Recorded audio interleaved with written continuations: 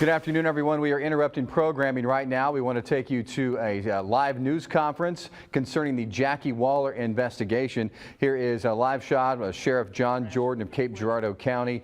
For those of you who may not know, Clay Waller earlier today entered a guilty plea to second-degree murder in connection with his wife Jackie's death. He was sentenced to 20 years in prison. A lot of folks thinking that that is kind of a light sentence. We understand the family was in on that plea agreement, but we hope to get further details right now. So let's listen in to Sheriff John Jordan.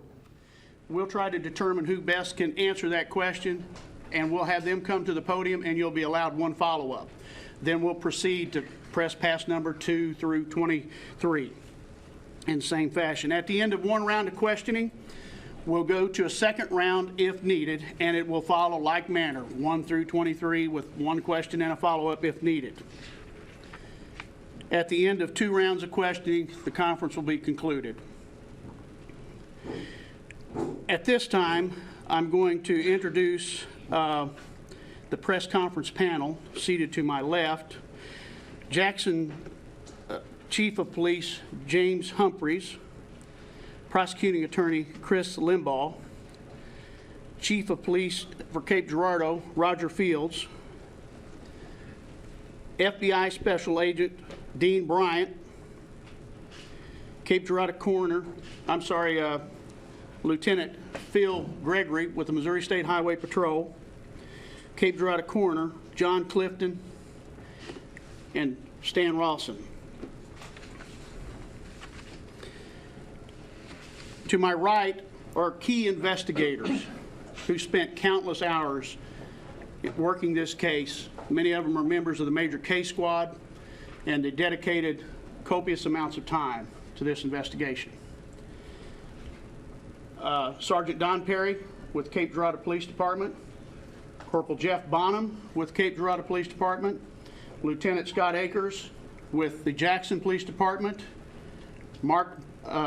Lieutenant Mark Majoris with Cape Girardeau Police, Angel Woodruff, the first assistant to the prosecuting attorney, Cape Girardeau County, Special Agent Brian Ritter with the FBI, Lieutenant David James with Cape Girardeau County Sheriff's Office, Corporal Jeremy Whedon with the Missouri State Highway Patrol, and Lieutenant Rodney Barnes with the Jackson Police Department. So we'll start with statements, and mine will be first. Today brings a bittersweet ending to one of the highest profile homicide cases in Cape Girardeau County history. Bittersweet.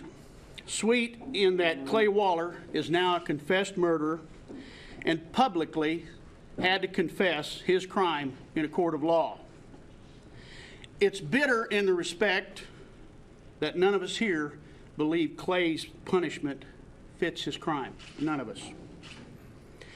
Nonetheless, it is sweet that this dear family finally knows where Jackie is, and they're able to close ranks and honor her with a proper burial. It's bitter knowing that while Clay Waller has been sentenced to 20 years in prison, Jacque Waller was sentenced to death. And her family was sentenced to life without Jackie. God bless the family of Jacque Waller. Godspeed, Jackie. And may Clay Waller receive the full measure of justice he deserves for what he has done, not only in this world, but in the world to come. Thank you. Chief Humphreys.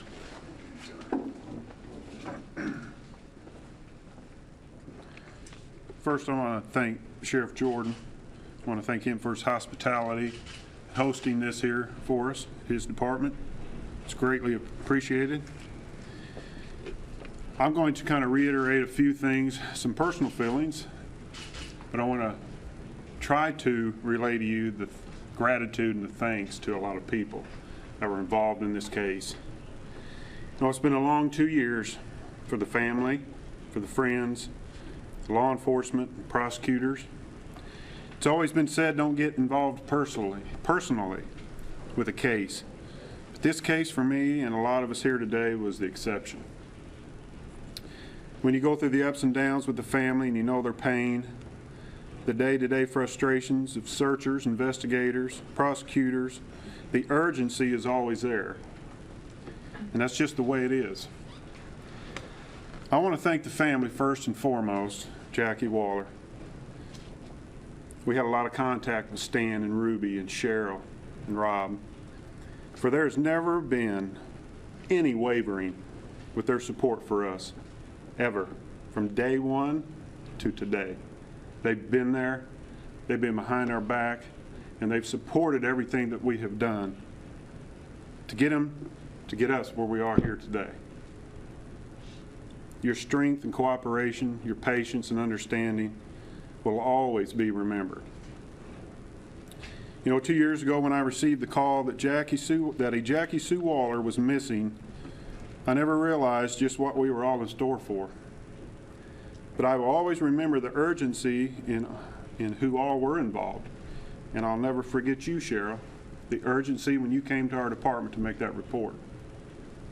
And I will be forever grateful to the men and women of my department for taking you the way you should have been taken.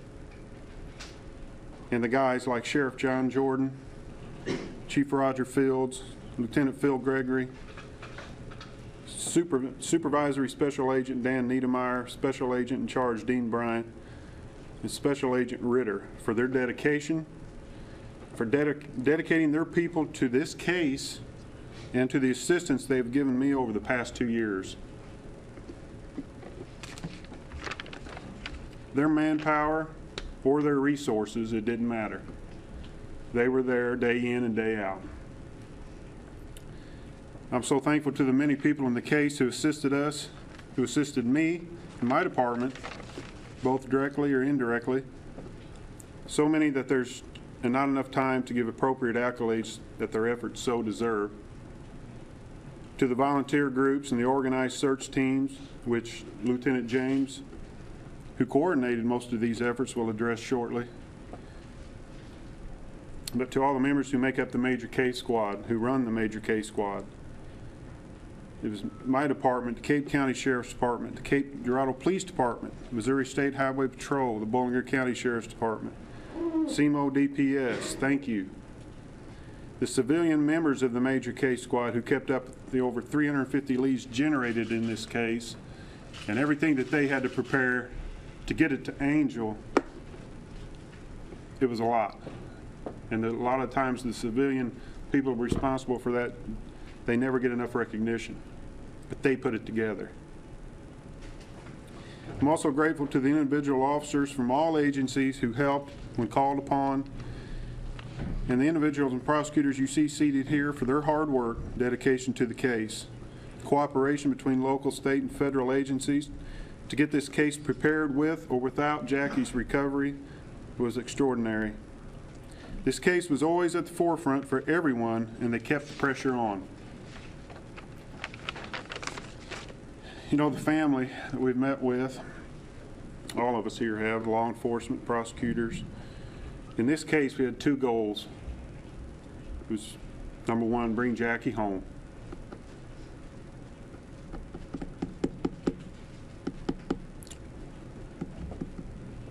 To her family, and hold accountable the person responsible for Jackie's death. And because of the strength and the courage of the family, their trust in God, and a lot of dedicated men and women in this room, both have been accomplished. And I thank you for allowing me this time to express a very large gratitude to each and every one involved. And I know I missed individuals, but I will get to you, I promise, throughout the course of the next month, however long it takes. But I appreciate everything and everybody. Sheriff? At this time, I'll ask Prosecuting Attorney Chris Limbaugh to come forward for a few remarks.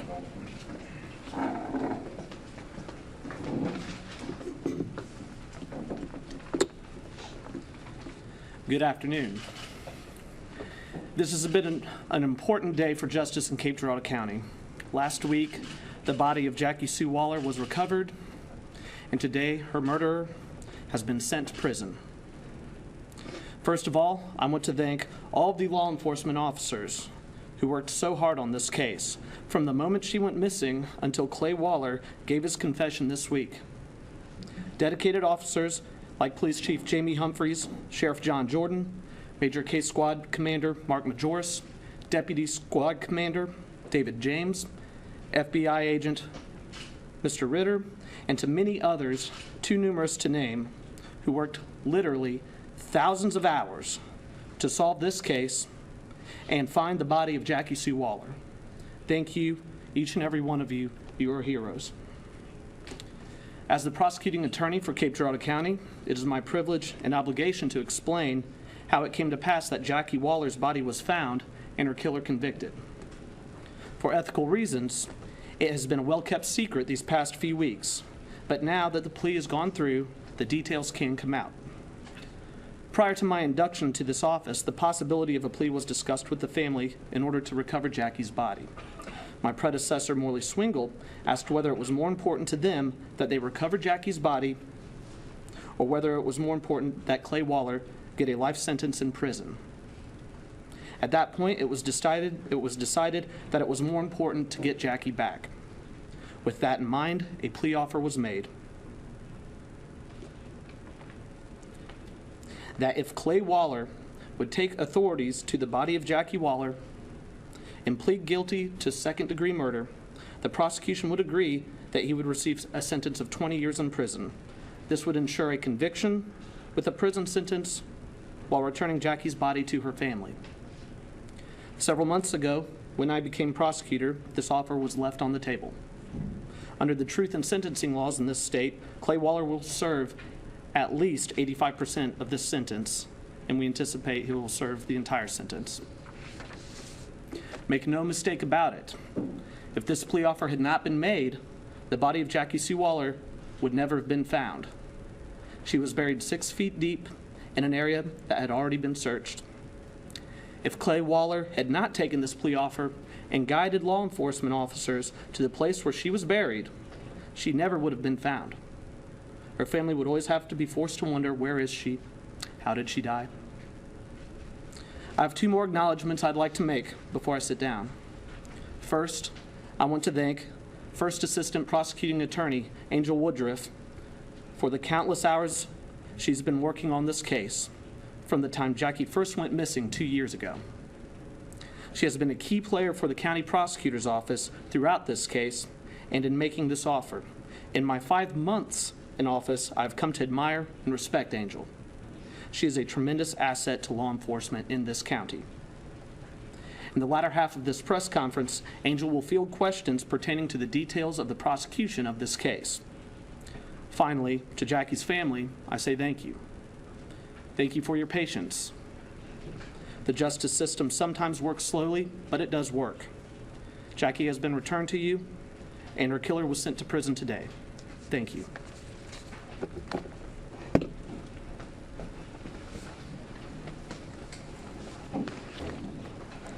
At this time, I'm going to have Jackie's father, Stan Rawson, to come forward.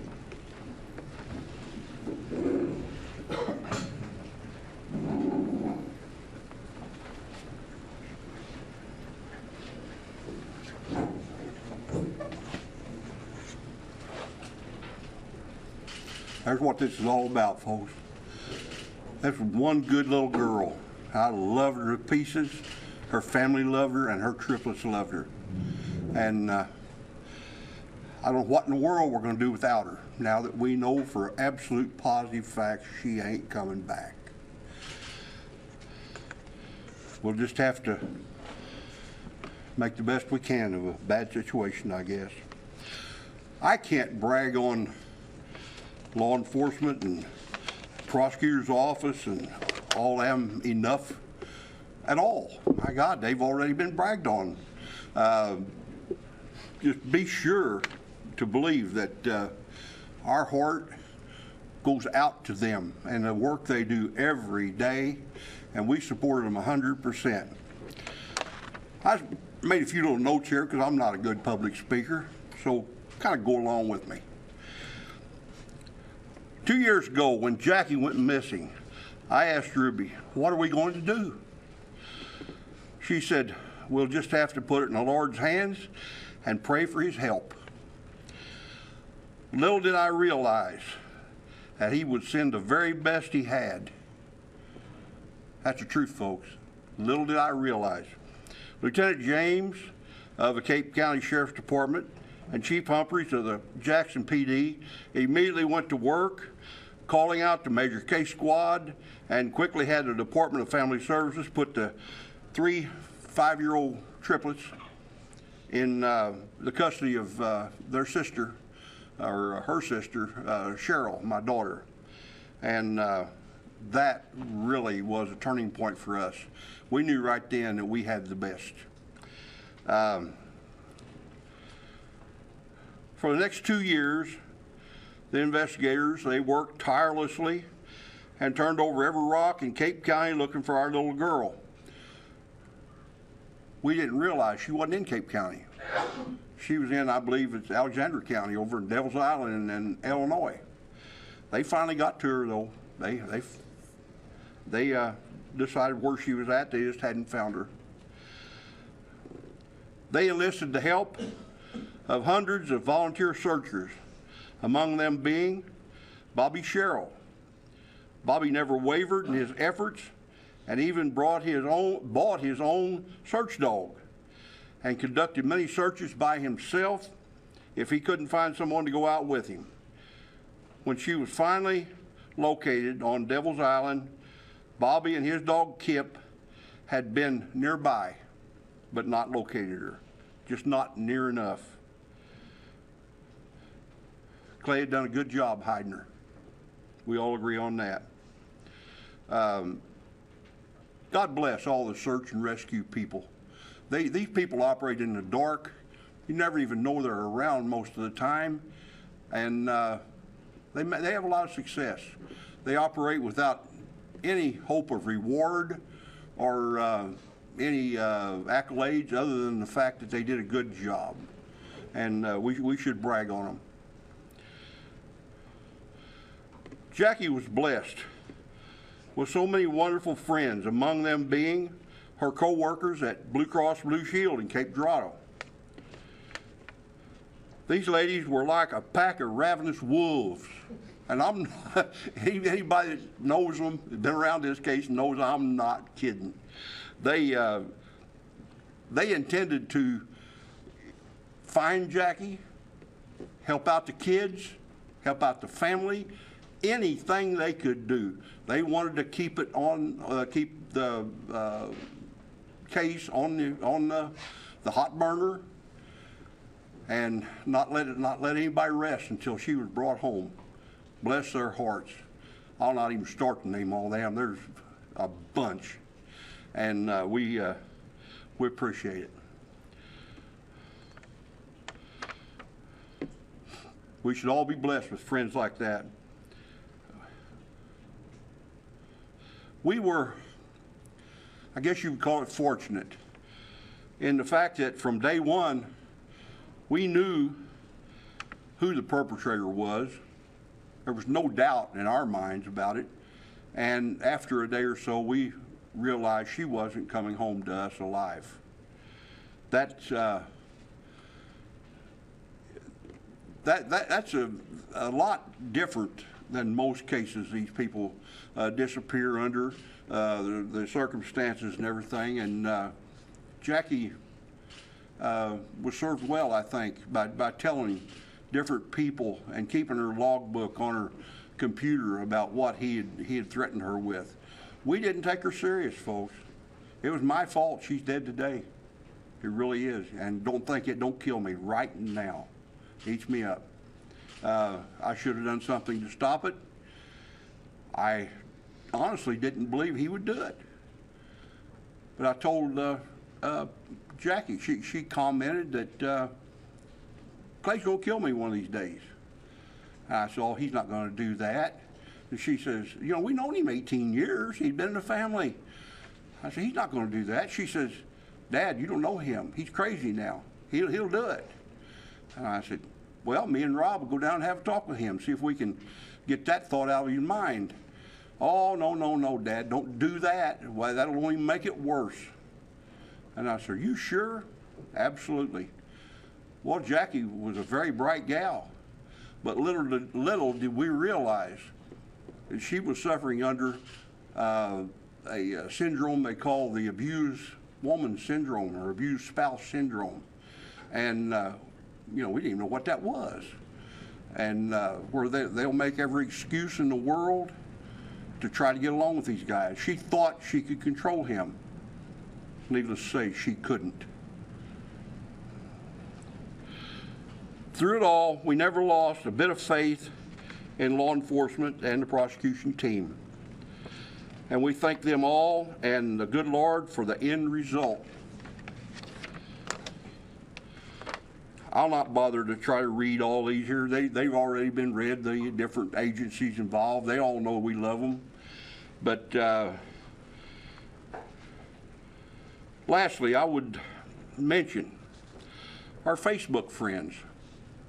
You may laugh about that, but Facebook really played a difference in this case here. We made a page called Find Jacque Waller page. It's got over 18,000 people participating on that page. And just read it, you'll see what I'm talking about. They are so encouraging and everything. It really feels good to know that that many people cares. And I'm about done, believe me, okay?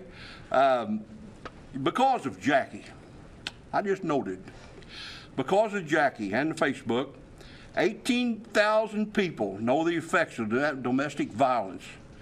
Because of Jackie, 18,000 people know there is help out there for women and men in similar situations. Because of Jackie, 18,000 people will teach others about the signs of abuse and domestic violence. And because of Jackie, we all love a little bit stronger. In my opinion, Clay Waller didn't get what he deserved, but he did deserve everything he got. Thank you, folks. I appreciate it.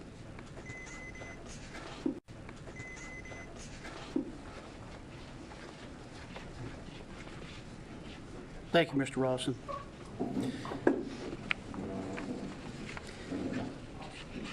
At this time, we'll go ahead and we'll start the questions from the media. And the holder of press pass number 1, Southeast Missourian, Fred Lynch. Fred Lynch, Southeast Missourian. Is there any reason to believe Clay Waller had any accomplices?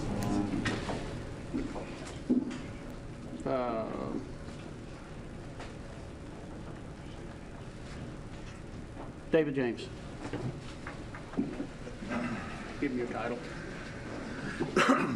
Lieutenant David James, Cape Girardeau County Sheriff's Office and Deputy Squad Commander. There was so much to this case, we weren't sure if he had any accomplices, and there was a lot of people trying to tell us that there were accomplices, so we didn't put it past Clay to have someone enlisted to aid him in his crime spree that he went on that day. Throughout the investigation, though, between the prosecution staff, the Major Case Squad, the FBI that gave so much assistance to us, we pretty much determined that we do not believe that he had any accomplices. There's still a few unanswered questions that we couldn't get from Clay Waller himself, but it still remains to be seen whether or not some of those unanswered questions that he couldn't answer, whether or not someone participated. We don't believe at this point that there is another accomplice. Follow up? Okay. Okay. Holder of press pass number 2. Emily Cuddy, Southeast Missourian. Because the body was found in Illinois, of course, the case has multiple jurisdictions, and I know that Ms. Woodruff mentioned in court that she can't bind Illinois, she can't bind the feds. Were there any deals worked out with those authorities, or is he still on the hook for charges, and if so, what are they? I'll defer to prosecuting attorney, assistant. Give me that time. There were no deals made with any other authorities. That includes Illinois, that includes the federal government. If he is to be prosecuted by any of those entities, that is their decision, and I cannot speak for them. Follow up? If you can't speak to it, then I guess I can't find out what sort of things he could be on the hook for. Number 3, Christy Millwood. Christy Miller, KFBS, do we know any sort of timeline as to when he supposedly killed Jackie to when she was buried? Major Guest Squad Commander Mark Majoris.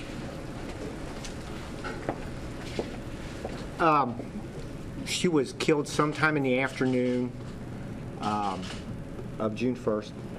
And then she was taken over to Illinois later on that evening. So it would have been sometime that evening that she was buried. Okay, follow up. Do we know how she was transported? Was it in the boat when he was taking that boat down there, or do we know Pepsi? Yes, he transported her to Illinois in the boat.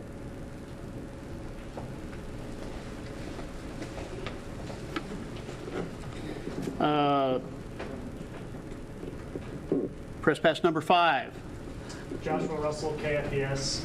At what point did he approach prosecutors to make the deal, and did he give any kind of indication why he was accepting it now?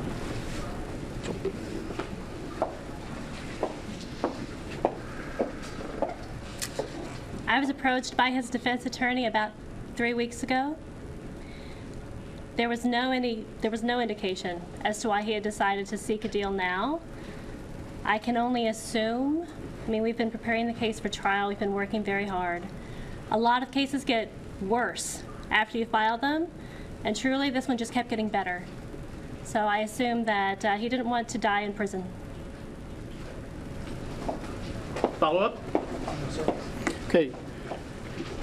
Is Crystal Britt here? Okay. Number 6, Crystal. KFBS, well, can someone clarify the cause of death? We heard a little bit about it in the courtroom. There was bleeding, suffocation.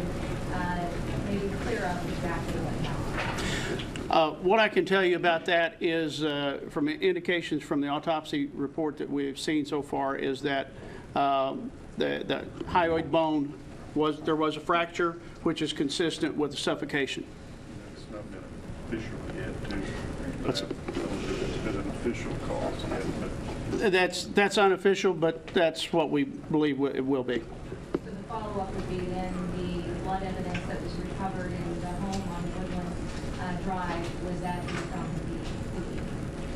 the I couldn't quite hear. the blood evidence that was found in the house, was that from a result of the Yes, we believe so. Number 7 with KFBS. Alicia Reitenbach with KFBS. We heard in court today that you guys interviewed Clay about everything that happened. When did that take place? When was that interview? I will defer to the Major Case Squad Commander again. That was Monday morning into afternoon. Of this week? Yes. Okay. And then a follow-up question is, we know that Clay led you guys to the body. Was he physically there when the body was recovered, or was he elsewhere? No, he was not. He took us to a general area, and then investigators later discovered the body.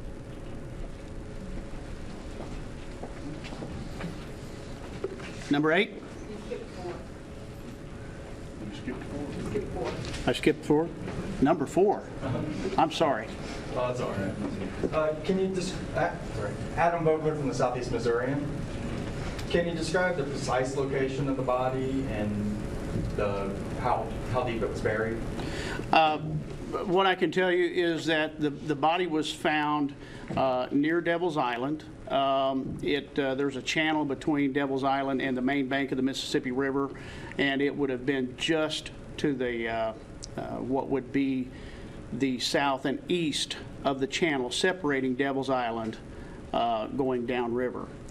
And she was approximately 6 feet deep. Follow-up, was the depth of the burial a reason why search teams may not have found her despite multiple searches? Yes, that and sand. Sand is very acidic, and so that would be the reason why. Thank you. Now number 8.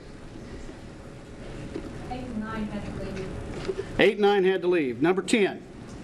Aaron Reagan, Southeast Missourian. We've heard about a lot of evidence that Clay may have tried to throw investigators off the trail.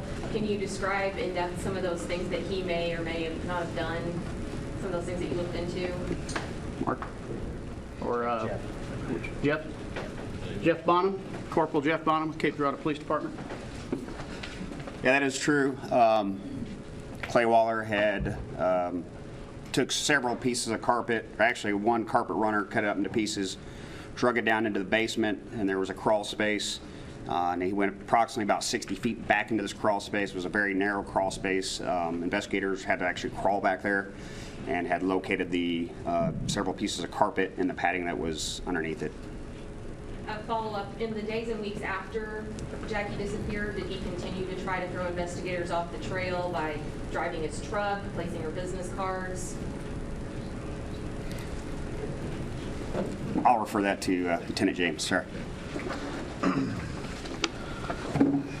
He did multiple things to try to throw investigators off. He planted evidence. One of them, we believe, was the business cards that were found out on Highway 177 near Trail of Tears. We had been surveilling him very tightly. We knew where he was at. We got him on video pulling through a lot. He had never been out on that route before, and that morning he came through there. That afternoon we found the business cards, so we know that he had went out there in that area and likely planted them.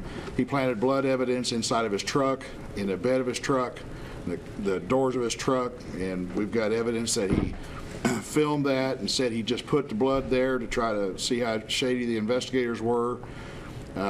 We got evidence where he was trying to cover up evidence and clean his boat and all those kind of things. There was some fish blood involved, where he got some fish blood. He tried to hide any traces of blood that might have been in the bed of her truck and in the bed of his truck where he transported her. And he also put the fish in the boat in an effort, we think, to try to camouflage her blood with some Asian carp.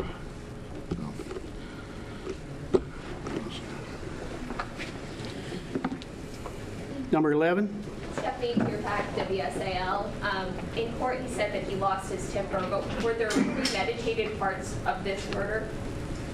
Yes. Yes. Digging a hole a day ahead of time is absolute premeditation. And did he kind of explain why how he decided that he was going to murder Jackie and go out there? I would defer to.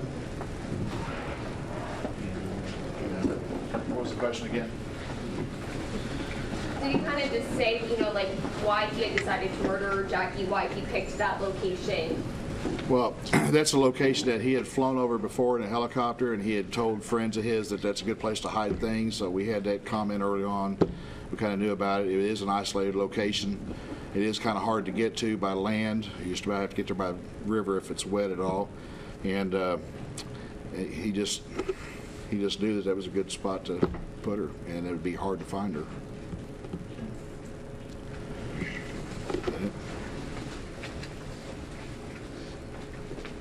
Number 12. The spot that she was found in, was that a spot that you suspected to begin with?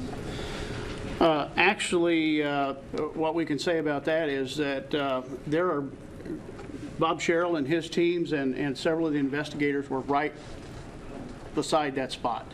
The cadaver dogs were there. She was deep enough, and it was acidic soil. But yes, these guys putting together leads of seeing boats that crossed at the time she disappeared, they were there. The major case squad team was right on top of it, literally in the area where she ultimately was found. Follow up. Number 13.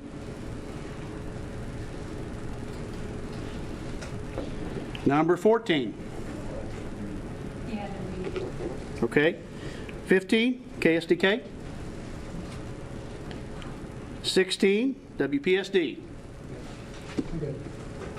17. Jacob McCollum, KRCU. What do we know about 24 hours before Clay killed Jackie? He obviously dug the hole. And what else did he do prior to the murder?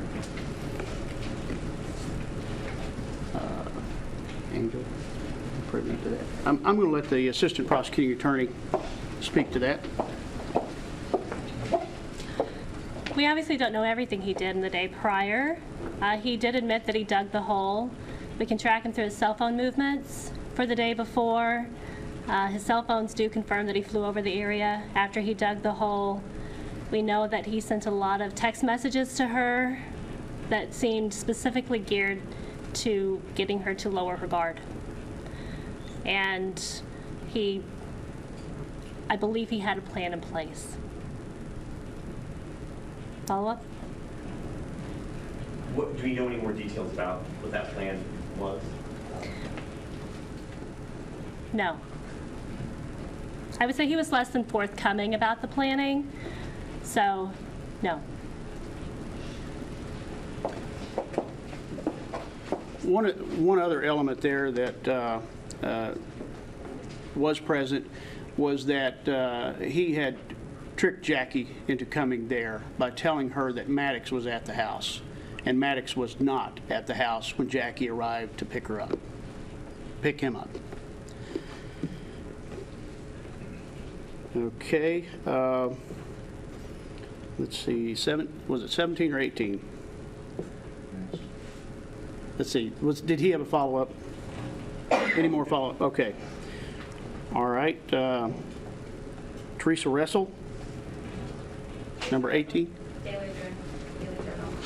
Did he show any signs of remorse? I could defer that to someone else, but I can tell you, no. I saw, if you were in court today, did you see any signs of remorse? No. The answer is no. Follow-up? No. Okay. Number 19. Jason Thomas, Native Radio. I wonder if maybe the prosecuting attorney's office more specifically can talk a little bit about some of the frustration maybe they felt leading up to this point and getting him to admit this, and also what were some of the steps, I guess, or not steps, but some of the evidence you had leading up to this point before this plea agreement that you were, what was the strongest pieces of evidence? Can you talk about any of that? DNA, anything like that? We had a very good case, due completely to the incredibly hard work and dedication of these men sitting right here. We had DNA evidence, we could track him. We had an incredibly good case. So leading up to the plea agreement, we didn't approach them. We didn't go to them. They came to me. And so obviously it was something we weighed. Is it more important, I think many people have said it already, to give him what he deserves or to give Jackie what she deserved?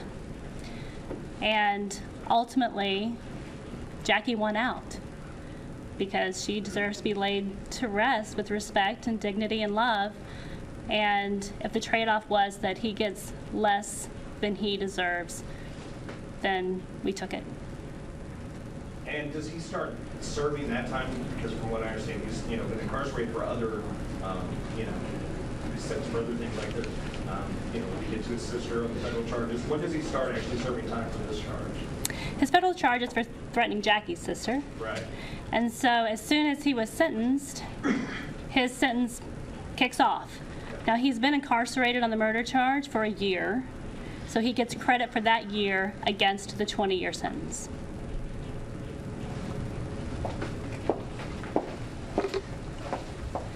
And as Assistant Woodruff was saying, it was a very strong case. Anytime you're filing a murder charge without a body, you have to have a lot of evidence. We had a lot of evidence, and the prosecutor's office did a fantastic job in, when they started the depositions, that's when the cheese got binding, so to speak, and he really got nervous. So they did an excellent job.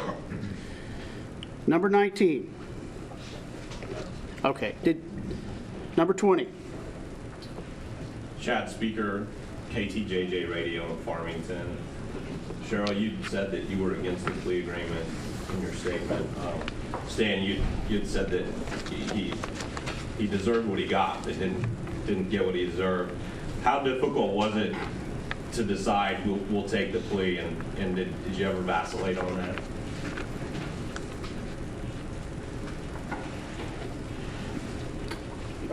Stan, come over here, Stan, if you would.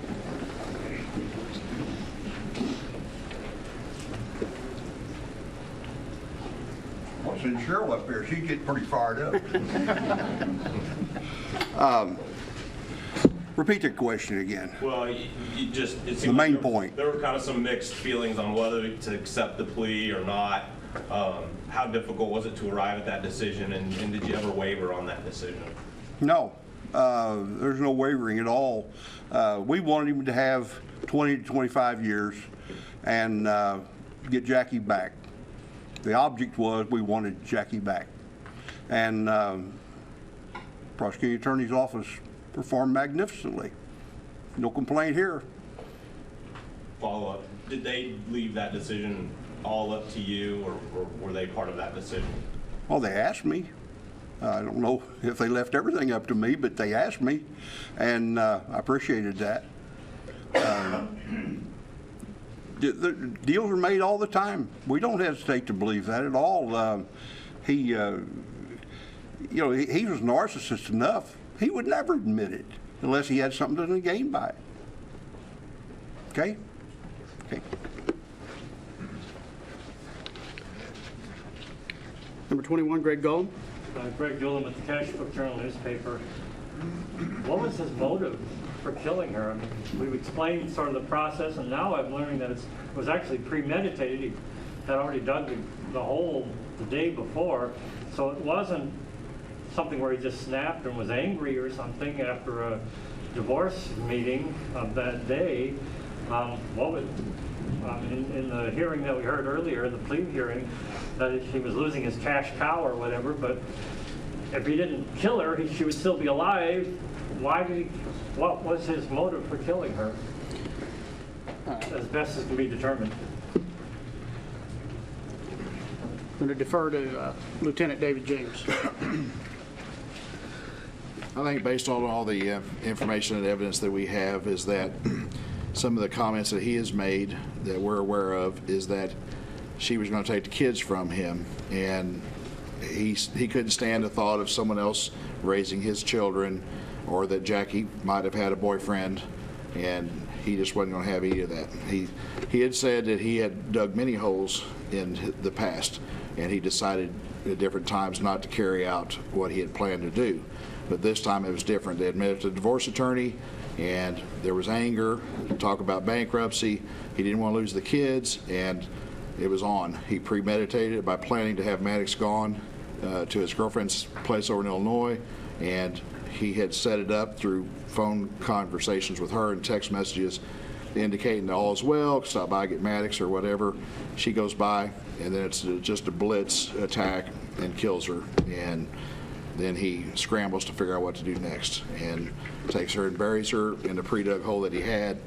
And then as an afterthought, I think he thought he had it planned out pretty well, but criminals never have it planned out very well when they do a thing like this. They think they're so smart, they still inadvertently make mistakes. And fortunately, the Major Case Squad and our whole investigative team found all those mistakes that he made. Number one was doing something with the carpet, and that was a big mistake. So. Follow up? Okay. Number 22. Ashley Yarkin, KSTK in St. Louis. We've heard you guys say that he showed no remorse and that he was not as forthcoming, but we've also heard him be described as someone who is kind of full of himself. And then we see him today, his head hung low and he's skinny. Can someone talk a little bit more about what he was like on Monday, his personality, why he's not giving up the story? Is he proud of what he did, if he's not remorseful? Anyone of us that's ever dealt with him over the years would just say that he's a liar and the truth doesn't live within him. But I think I better defer to probably the assistant prosecuting attorney.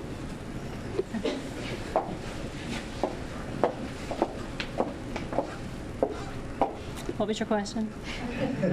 It seems we're hearing a lot of different things about him, but what was he like on Monday? Is he proud, or is he, why wasn't he forthcoming, but also?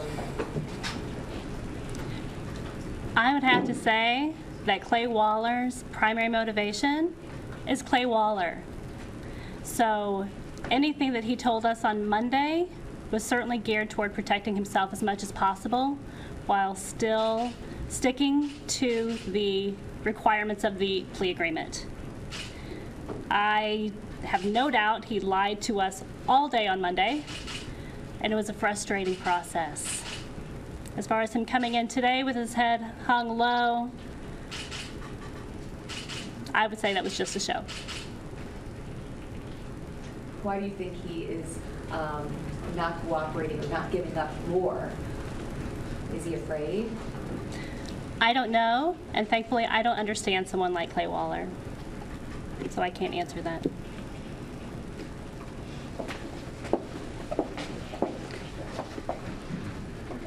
Number 23. Yes, right. Alan Zager from the Associated Press. You expressed some general dissatisfaction with the length of the sentence, but can you explain more precisely how that number was reached? In other words, was this the midpoint of the sentencing range for second-degree murder? Was this a number that was put out there by the defense? How was that calculated? I'll have the assistant prosecutor answer that. We had met with Jackie's family prior to even charging Clay with the murder. And we discussed with them, just as they've said, what they could live with. And the number 20 was the number that was decided on for a plea offer at that time. And we just wouldn't come off of that number. They asked us to do so, but that was something the family was happy with, that they could live with in return for getting Jackie back. And so that is the number that we stuck with. So the defense actually was seeking a lower number? The defense, they were absolutely doing their job and advocating for their client. So yes, they sought a lower number. And if I can just ask a follow-up, where is Mr. Waller presently incarcerated, and is that going to change as a result of today's? In other words, is he in federal or state custody? That's not a question for me. Since I'm the keeper of the jail, I can answer that question. He's above us right now. As to when and where he will be moved, I will not say exactly, although I can tell you it will be sooner rather than later. Okay, that completes the first round. I'm going to come back through, and number one, we'll allow another question and a follow-up if you have it. Fred Lynch, Southeast Missourian. How much and what type of information were you able to glean from the body?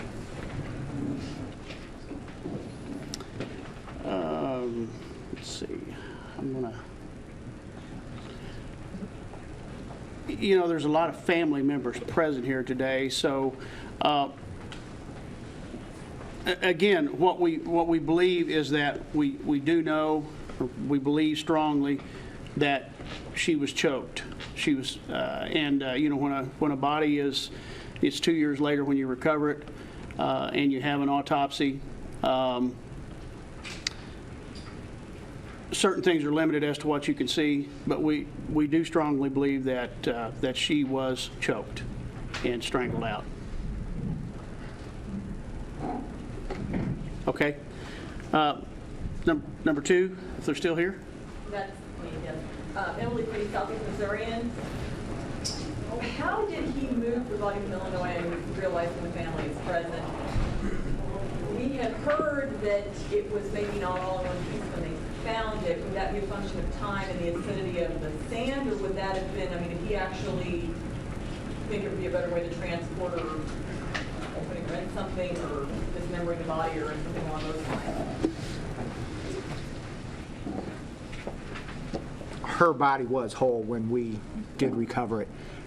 He placed her in a container and then transported her to Honker's Boat Dock, where he took her across the river and then buried her. And just to follow up, what kind of container was she placed in, and can I get your name again? Mark Majoris, a trash can.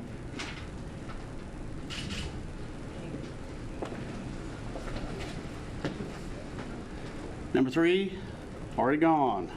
Number 4, Adam Vogler from the Southeast Missourian. Do you feel you'd have a guilty plea today if Clay Waller had not threatened Jackie's sister?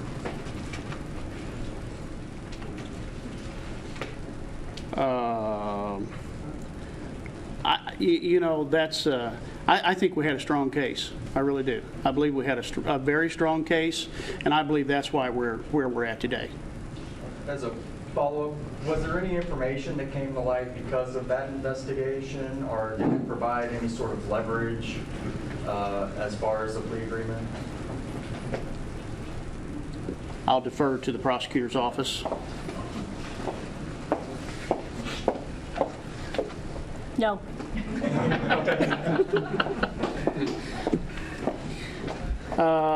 Crystal. Yes. Question about the vehicle that was found alongside the interstate. Did he, in fact, ride a bicycle from that car back home? We strongly believe he did. He says he didn't, but he admits that he did put the car there. Follow up? I'm sure I'll think of one later. Okay, I'm getting pretty far down the list now. If you have a follow-up, raise your hand. Right here. Was the body on public land or private land? It was on private land. So then my next question then would be, is there any indication that Clay had a connection to that landowner? No. Personally knew him or anything? No. Thank you. Follow-ups? To that. Follow-up. Only accessible by boat these days? No. Right now, yes. Okay. With the river cresting, yes. But at the time, the river was 38 feet, and so it would have been accessible by boat only. Follow-ups? Right here. Did Clay Waller try to blame Jackie's death on someone else, and if he did, who? All I can say is Clay told a lot of stories, but Clay admitted his guilt and did so in front of a judge today. Here, did you have something else? Okay. I'm sorry. Go ahead. You said some mistakes were made. Obviously, he made some critical strategic errors, I guess. Can you elaborate on some of the mistakes he made? I mean, obviously the blood would have been a big one, and then trying to hide the carpet afterwards. But what else did he screw up? I'm going to have Lieutenant Akers come up. He was at the scene and give a few from Jackson Police Department. Scott Akers. Some of the mistakes he made, trying to hide evidence, fabricate evidence. As we know, he tried to hide the carpet, which was probably his most critical error. And just the many stories he told that he couldn't confirm, or the evidence wouldn't support his statements. So that was the biggest factors, the carpet and his statements. And follow up on the carpet, I've read the probable cause statement. I understand that when investigators first came in, the carpet was there, the hallway was dark. You know, he had toys and play mats and things all over the place, and he told them the light didn't work or something, and they didn't move the play mats or shine lights in there or anything. Why did they not go further with that at that point? The hallway was dark, the light did not work. There was a number of investigators in there. We did actually look at the carpet. We didn't, for whatever reason, we didn't look hard enough. It was there, and it wasn't there the next day. So, that's what we say. The carpet's a critical piece of this case. Thank you. Do you have a follow-up on that? I'd like to speak before you go. Okay. Are there any other questions? I know, Greg. Just a quick question. Is it a crime to move the body across state lines? That sounds like it would be an illegal act to me, but I don't know if that's an actual crime. Coroner Clifton, anything on that? I have no idea on that question. Prosecuting attorney?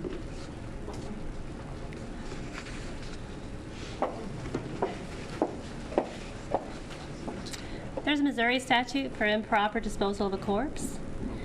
I agreed not to charge him with anything related to the disposal of her body in return for her body as part of the plea agreement. As far as whether or not there exists in Illinois or in the federal government criminal offenses related to the disposal of her body, I cannot speak to that. Follow up? Is there anybody who can, as far as, is that a federal, I mean, obviously you were talking about different entities, so it's probably a federal jurisdiction. Does anybody know offhand if that's a federal offense, to move the body across state lines? Yes, we actually, when this all began, the FBI opened up a federal kidnapping case. And then during this period of time, this entire 2-year period, one of our agents down here, Brian Ritter, worked hand in hand with the major case squad. Now, the presence of Jackie's body in Illinois when we went over there and were able to locate her is still up for discussion as far as what the federal government may or may not do, the prosecutor. So that will be up to them. It is a federal violation, obviously, to kidnap someone, take them across state lines. But I cannot speak to what the federal government will do as far as the U.S. Attorney's Office in that regard. But we do have and did open up a federal kidnapping case. Is that still open? It is still open. And based on what the United States Attorney's Office would choose to do or not to do, then we will either maintain that case or we'll close it.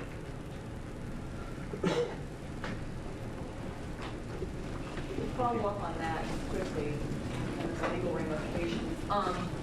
So we're saying here, obviously, she was killed in Missouri and then taken to Illinois after she died. Is that?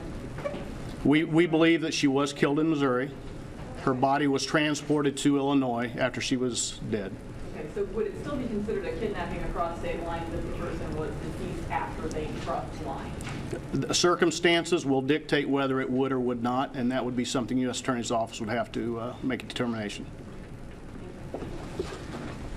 Okay, if there's no more follow-ups, I've got Lieutenant David James, who's an assistant Major Case Squad commander, has a few things that he wants to say. I just wanted to make a few remarks. In the beginning of this investigation, the Major Case Squad investigated this case, and that's officers from all the different jurisdictions here.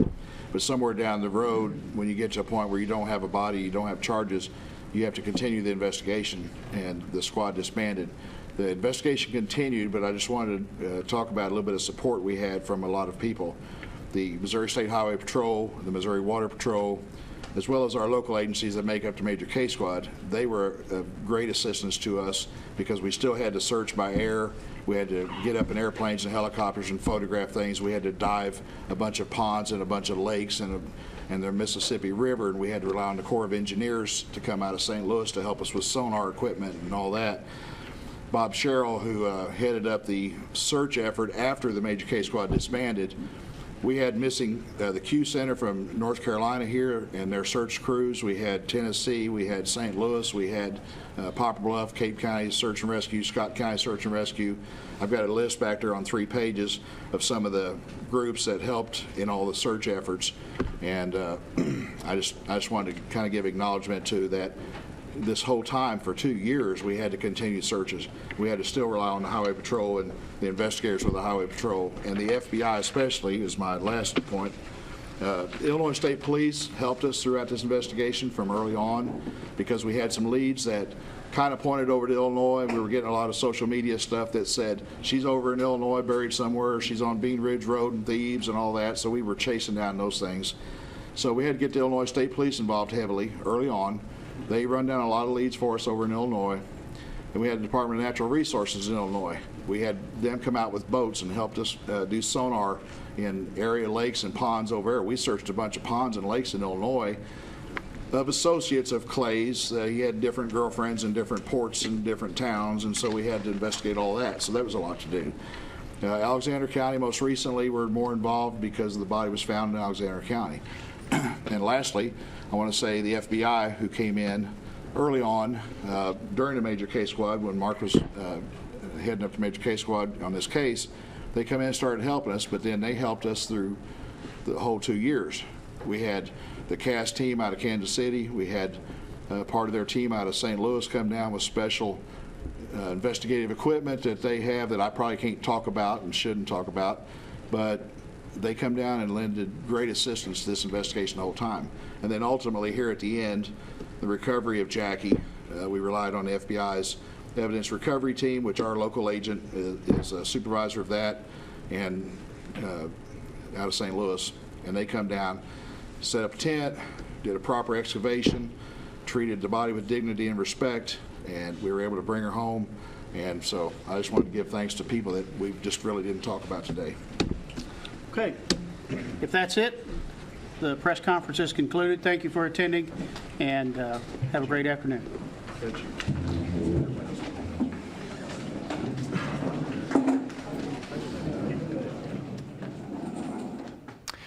Okay, wrapping up that very informative and poignant news conference again at the Cape Girardeau County Sheriff's Department. A lot of questions answered today. I want to go over just a couple of things that we learned that we had been wondering about. Clay Waller again agreed to show investigators where Jackie's body was buried in exchange for a second-degree murder plea and 20 years in prison. The family signed off on that agreement, saying it was more important to them to get Jackie back than Clay Waller to get more time behind bars. Also, Sheriff Jordan saying no one thinks that Clay's punishment fits the crime. Jackie's body found in an area that had already been searched some 6 feet underground. And I believe it was said by one of the prosecutors that they didn't think they would find the body without this plea agreement. Her father, Stan Rawson, saying that he blames himself for her death because she had indicated to him that she thought that Clay Waller would kill her, and he didn't believe her at the time. So finally, her father saying that he believes Clay Waller did not get what he deserved, but he deserved everything he got. We're going to have a complete